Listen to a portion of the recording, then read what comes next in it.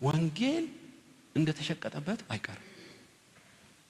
እንዳና ሐናንያ ሰጲራ እየሸነገሉ ህዝቡ በወንጌል የክርስቶስን አካል እንዳደሙ በእውነት እላችኋለሁ ክብሩን የሚያስመልስ አምላክ አለ።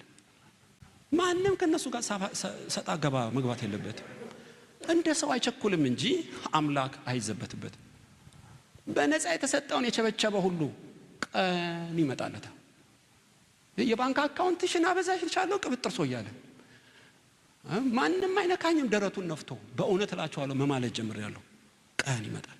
የዓለም ንብረት ሁሉ የሱ ቢያረግ በትዕቢት የማይገባ ቃል ቢናገር ቀን ይመጣል። እንደ ኤሊ ልጆች ደፋሮች ነበሩ።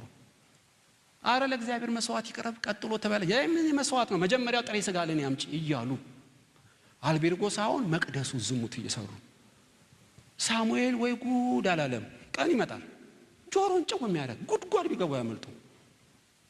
ነገር ግን እንደ ሰው አይቸኩልም። ብራዘር እኔ ለአንዳንዶች ለምታው ነው በእውነት እግዚአብሔር ማን ነበርክ ጸጋ ስጦታ ሲሰጣ በብዙ ቅዱሳን ጸሎትና ለህዝቡ ጥቅም እንጂ እንድትምነሸንሽበት አይደለም።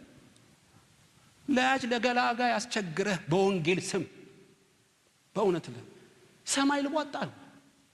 ካፋቸው የሚወጣው አደገኛ የወንበዴ ቃል ከባድ ነው።